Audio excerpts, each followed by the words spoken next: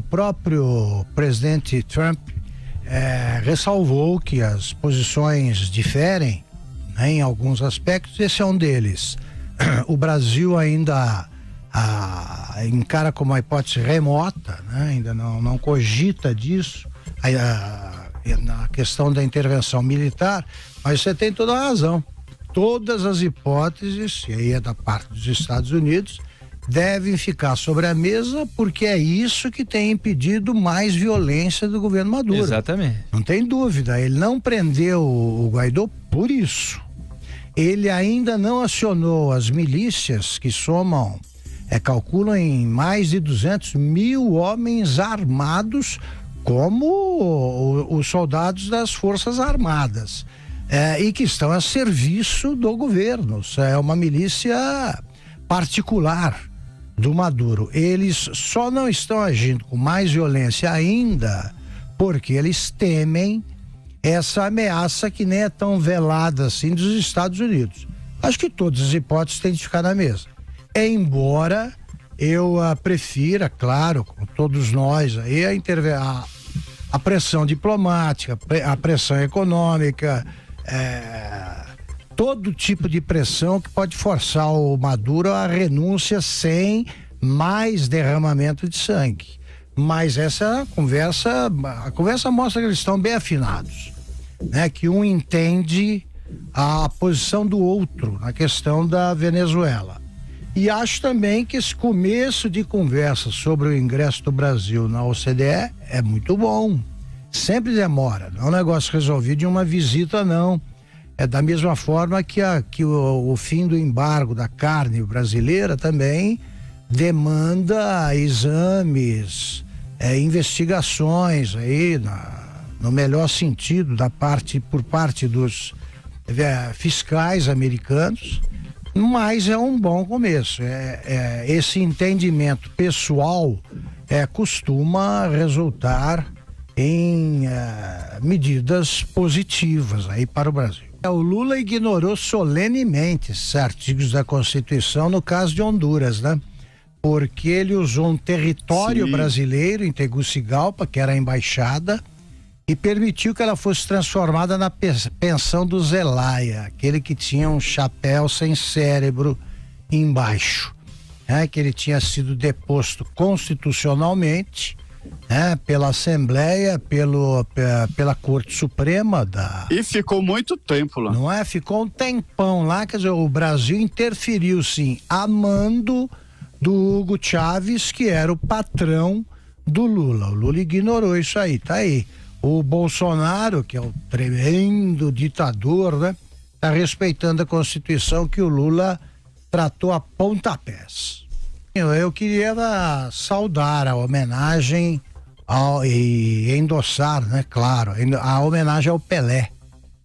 O Pelé realmente é o brasileiro mais conhecido no mundo na história, né?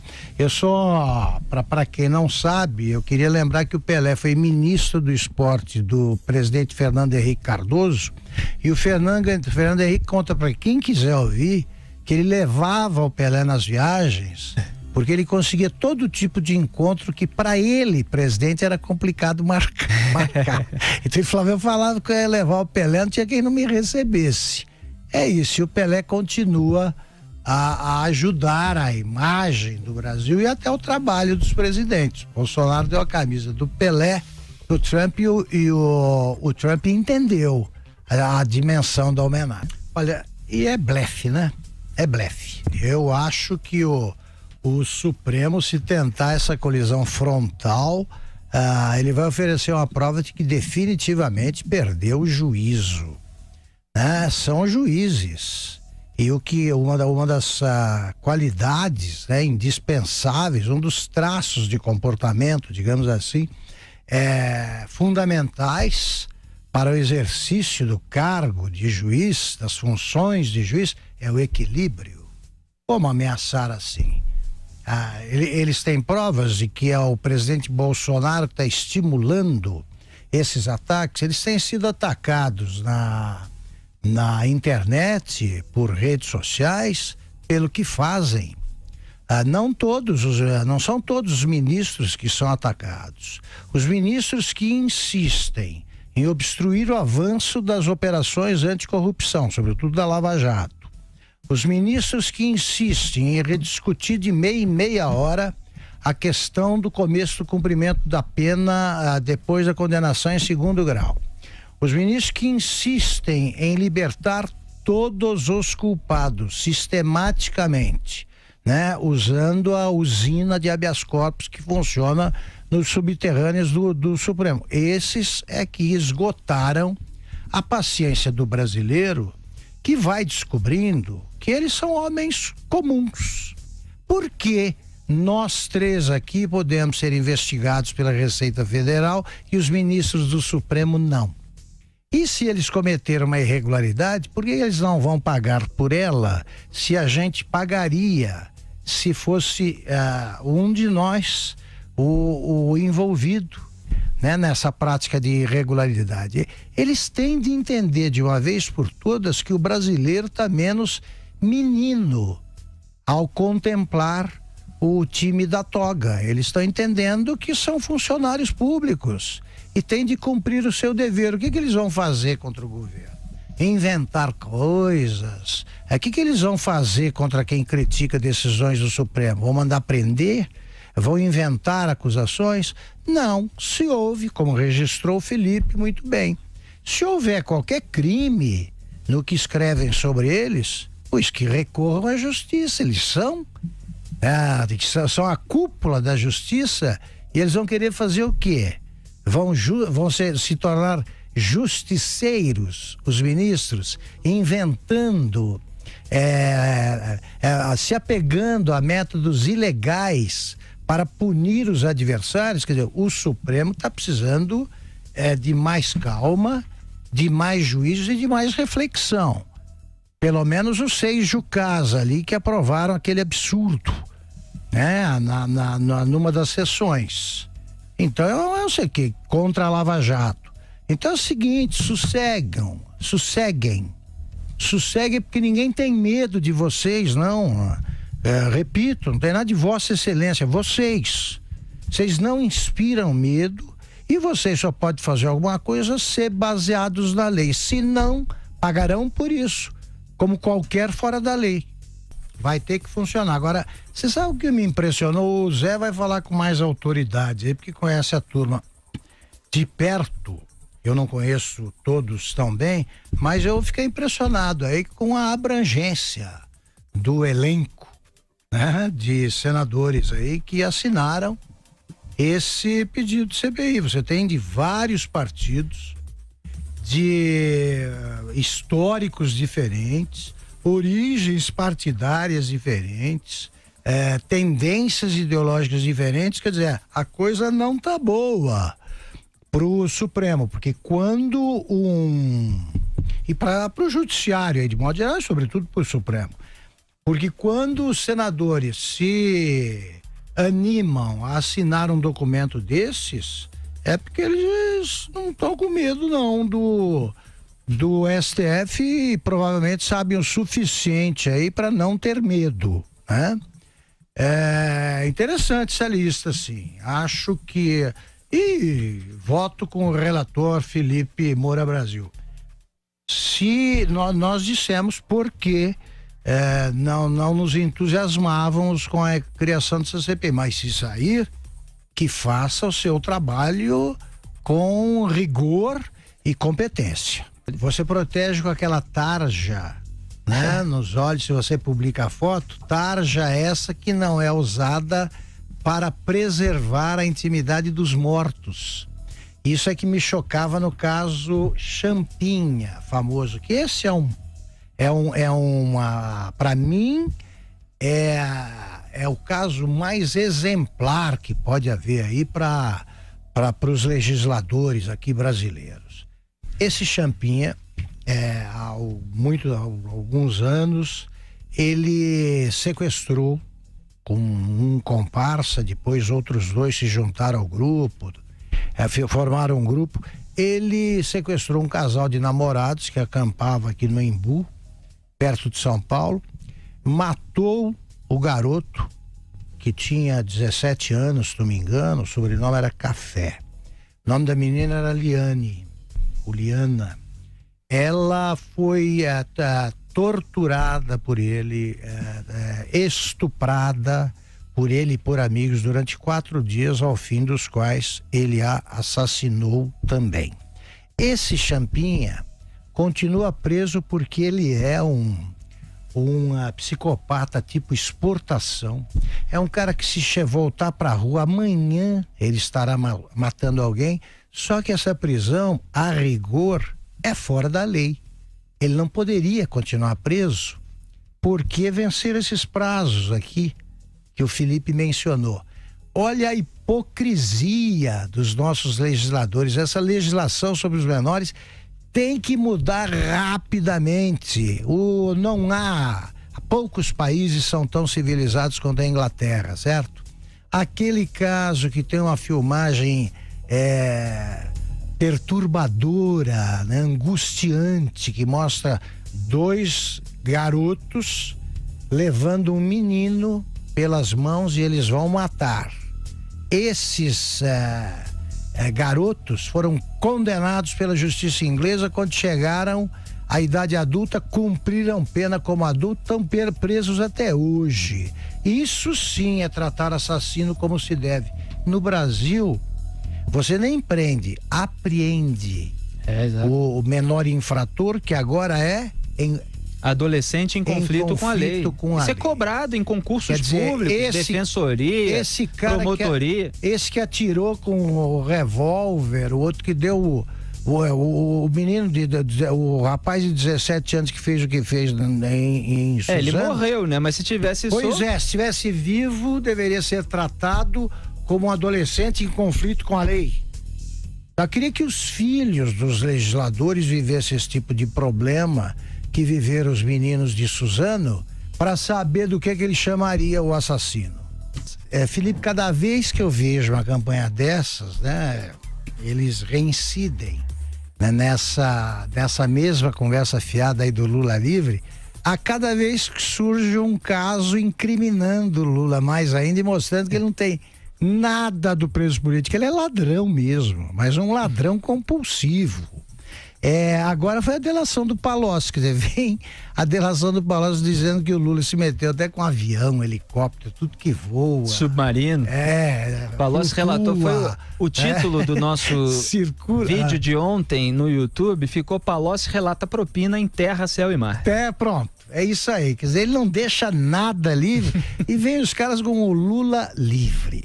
Outro dia, eu felizmente, isso aí deve deixar nós muito felizes. Eu só recebo cumprimentos aí do pessoal que nos acompanha quando eu circulo aí pelo metrô, que eu ando bastante de metrô pelas ruas e tal. Só outro dia, eu nem sei se era pra mim e tal, mas eu ouvi um negócio que é um negócio tão estranho, assim, uma voz do passado dizendo Lula livre. Não sei se era comigo. Mas se fosse, como eu sou um homem educado, como vocês sabem, eu não diria o que disse o Cid Gomes, naquele vídeo famoso, né?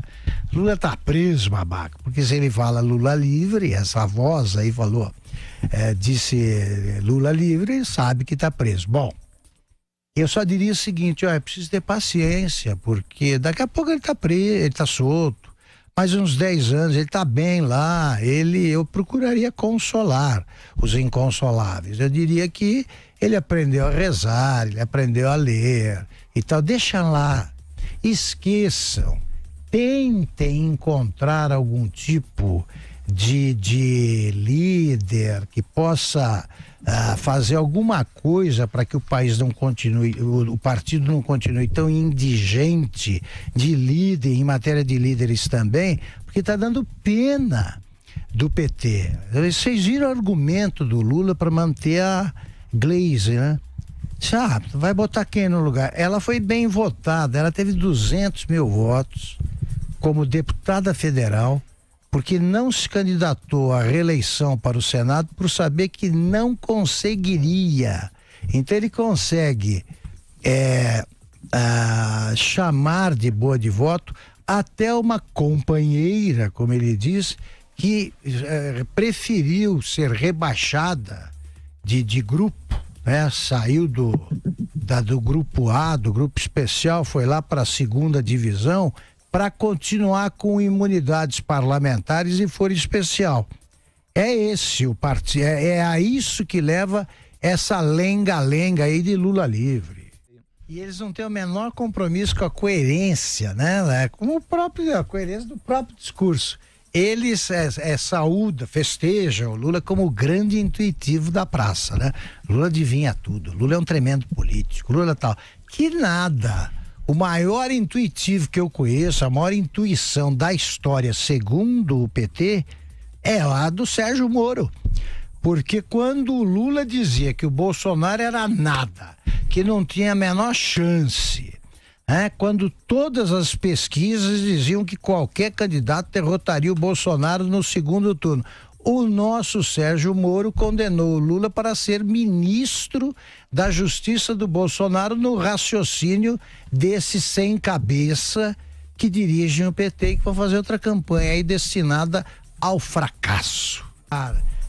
Hospital infantil, eles não querem saber, não. Esses ladrões vão atrás de tudo. Agora, é preso político também? Gostaria de perguntar pro pessoal do PT, por que ele não se enquadra em preso político? E mais, na categoria de preso político? E mais, tá aqui.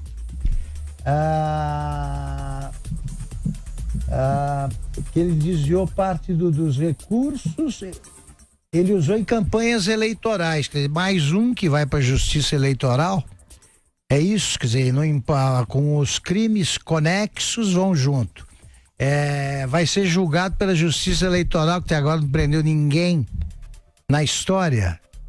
Só falta agora de levar para a Justiça Eleitoral também o jeito que mata o cara que deu propina para ele, para não deixar nenhum registro, nenhuma prova viva, nenhum testemunho, e aí vai também para a Justiça Eleitoral. Tá uma graça o Brasil. Olha, é brincadeira, é uma piada. O Supremo está caminhando rapidamente para a desmoralização. Essa decisão tem de ser revista e desfeita. É preciso que o pessoal das redes sociais pressione, porque, como lembrou o Felipe, se for julgado, quem for julgado pela Justiça Eleitoral, nós estaremos aqui para exigir que se faça justiça. Sou inocente, absolve, se não for, condena. Agora, é só ver esse caso do Lindbergh para ver a confusão que deliberadamente o Supremo Tribunal Federal aprontou para impedir que essa turma seja presa. A Justiça Eleitoral não tem meios de investigar nada e não tem nem vontade de prender. Eu repito, a partir da 2ª instância, advogados participam de julgamento. Como é que pode advogado brincar de juiz num caso seríssimo desses, que é de corrupção? Não, Caixa 2, que é crime. Mas não, coitado, ele só pegou dinheiro para campanha, porque sempre foi assim. Então ele precisava distribuir santinhos. É um absurdo. É uma vergonha o Supremo Tribunal Federal ter feito mais essa. E depois fica aí tentando segurar a avalanche, o Toffoli, com uma lei que vai para a lata de lixo da história, que é essa aí, lei da mordaça, que tenta impedir a gente, por exemplo, de dizer o que eu estou dizendo. Sem dúvida, são tratados como meninos, né? Por esse pessoal aí que é vítima de cegueira, portadores, né? De cegueira ideológica, acham que não, isso aí aconteceu porque o pai xingava, os colegas, o pai batia, a mãe xingava, os colegas de escola faziam bullying e tal, e começam a tratar feras como se fossem vítimas de todos nós aqui. Portanto, os meninos que morreram, eles pagaram essa dívida que tem a sociedade com os que sofrem. São psicopatas, são assassinos, são caras. E o fato de ter esse distúrbio mental não os impede de saber exatamente o que estão fazendo, de planejar um crime detalhadamente, como foi o de Suzano, e de fazer o que fizeram. Eles têm de ser punidos. A pena é castigo também. Ela não é esse negócio de ressocialização, não. Em alguns casos sim, mas é castigo. Quem mata tem de ser punido.